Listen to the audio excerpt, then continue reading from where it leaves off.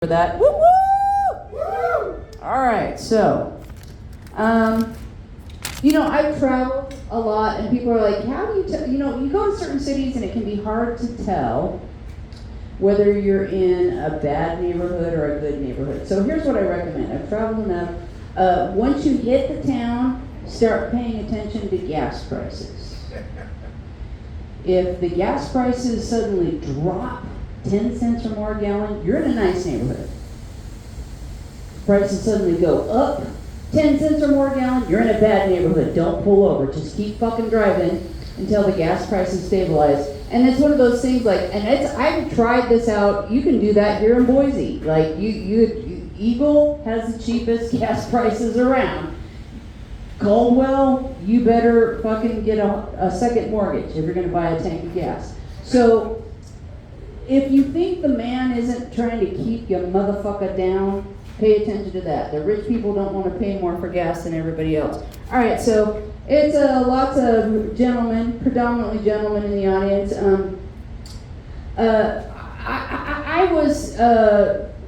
can't say I was dating him. I was hooking up with a guy that had a particular thing. He wanted me to say I was coming when I was coming. It was a big complaint for him. But, I've interviewed people and I know myself, and is there a motherfucker in the house that doesn't lock up and hold their breath when they're coming? So if you hear a woman screaming, I'm coming, it's just honey, I can tell you if I'm about to or if I just did. But if it's happening, I can't talk. All right?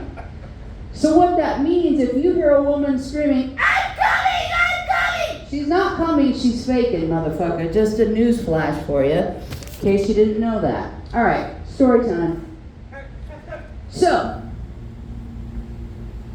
raise your hand if you've been deported from a foreign country. Okay, we got 2 hands up. As an adult, yeah.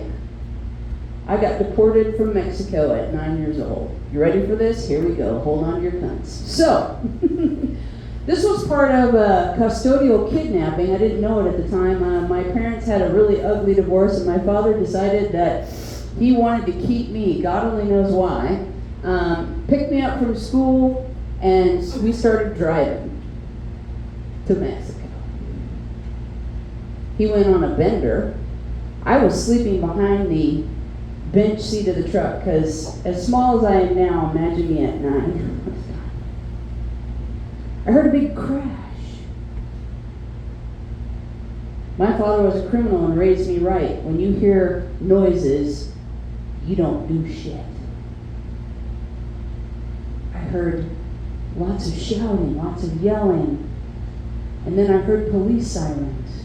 And I saw the flashing lights, and I stayed behind the seat. I heard my father yelling what he always yelled when the cops showed up. You can't take me alive! Which they did take him alive many, many fucking times. And then I heard the tow truck hooking up, and that's when I knew I had to get out. My father had struck a pedestrian while drunk and killed him. Everybody's like, ooh, yes. Trust me, this is funny.